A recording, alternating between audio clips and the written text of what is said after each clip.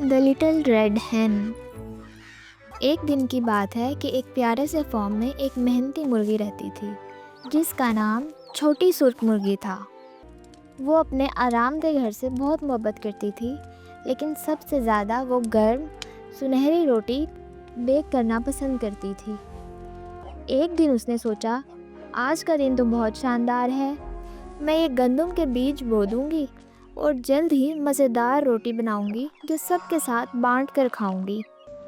لیکن گندم بونا کوئی آسان کام نہیں تھا، اس لیے اس نے اپنے دوستوں سے مدد لینے کا سوچا۔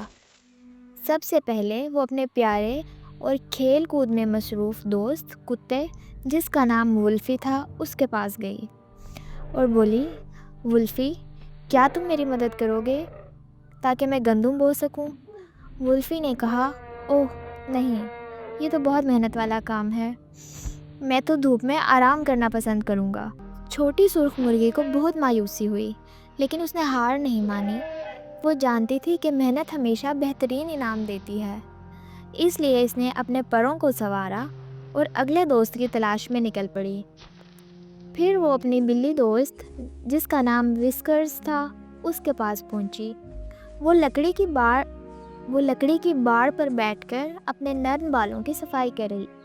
مرغی نے کہا، وسکرز، کیا تم میری مدد کرو گی تاکہ میں گندم بو دوں؟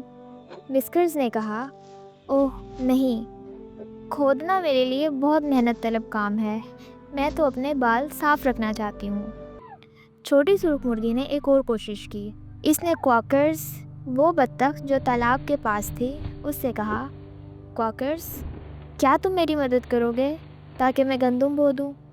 کوکرز نے کہا، نہیں، میرے پاؤں تیرنے کے لیے بنے ہیں، کھودنے کے لیے نہیں۔ آج پانی کتنا خوبصورت ہے۔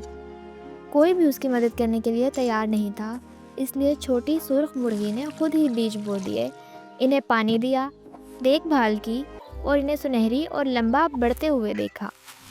جب گندم کاٹنے کے لیے تیار ہوئی تو وہ دوبارہ اپنے دوستوں کے پاس گئی اور بولی، میرے دوستو، گندم تیار ہے، کون میری مدد کرے گا؟ ولفی بولا، نہیں، میرے پاؤں صاف رہنے چاہیے۔ وسکرز، اوہ نہیں، دھول میرے بالوں کے لیے بہت گندی ہے۔ کوکرز نے کہا، نہیں، یہ بہت محنت والا کام ہے، کوئی بھی اس کی مدد کے لیے نہیں آیا۔ چھوٹی سرخ مرغی نے خود ہی گندم کاٹی، آٹا گوندا اور اوون میں روٹی پکائی۔ کچن میں تازہ روٹی کی خوشبو پھیل گئی جو باہر تک پہنچی اور اس کے دوستوں کو ٹھیس پہنچنے لگی۔ وہ بولے، یہ تو بہت اچھی خوشبو ہے، بہت مزیدار لگ رہی ہے، کیا ہمیں کچھ ملے گا؟ چھوٹی سرخ مرغی نے مسکراتے ہوئے کہا، لیکن گندم کس نے بوئی اور کس نے کاٹی اور کس نے پکائی؟ تم نے تو نہیں پکائی، تو پھر میں یہ خود ہی کھاؤں گی۔ اور اس نے وہی کیا، ہر گرم اور مکھن دار لقمے کا لطف اٹھایا۔ اس دن کے بعد ولفی، وسکرز اور کوکرز نے ایک اہم سبق سیکھا کہ مل کر کام کرنے کا مزہ اور محنت کے انعامات الگ ہوتے ہیں، اور اسی فارم پر سب خوشی خوشی رہنے لگے، روٹی بناتے اور اپنے تعاون کے انعامات بانٹتے۔